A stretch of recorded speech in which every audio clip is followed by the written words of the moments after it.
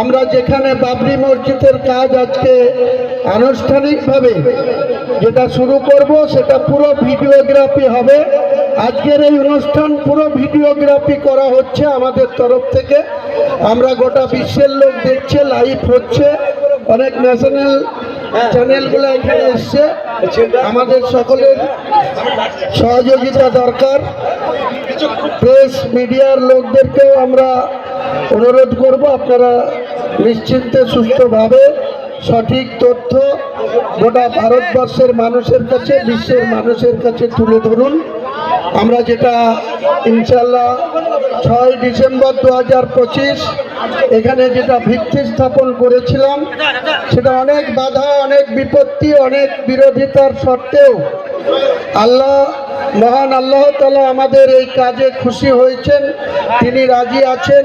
তাই আমরা এটা অনেক বিরোধিতার পরেও আমরা এটা করতে পারছি ইনশাল্লাহ খুব ভালোভাবে।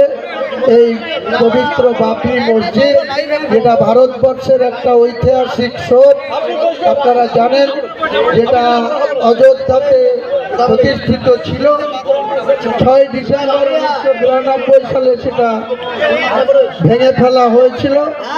পুনরায় আমরা বেলডাঙ্গা 2 ব্লকের ছেতিনিয়া এই মাঠে 11 বিঘা জায়গার উপরে ইনশাল্লাহ এই বাবরি মসজিদ আধুনিক মডেলে, কারণ 1528 সালে যখন এই বাবরি মসজিদ হয়েছিল তখন যে সমস্ত মেটেরিয়াল দিয়ে হয়েছিল সেটার থেকে 100 গুণ উন্নত মেটেরিয়াল দিয়ে এই বাবরি মসজিদ তৈরি হবে ইনশাল্লাহ। গোটা ভারতবর্ষের মানুষ, গোটা বিশ্বের মানুষ এই বাবরি মসজিদ দেখে খুশি হবেন। মহান আল্লাহ তাআলা খুশি হয়েছেন।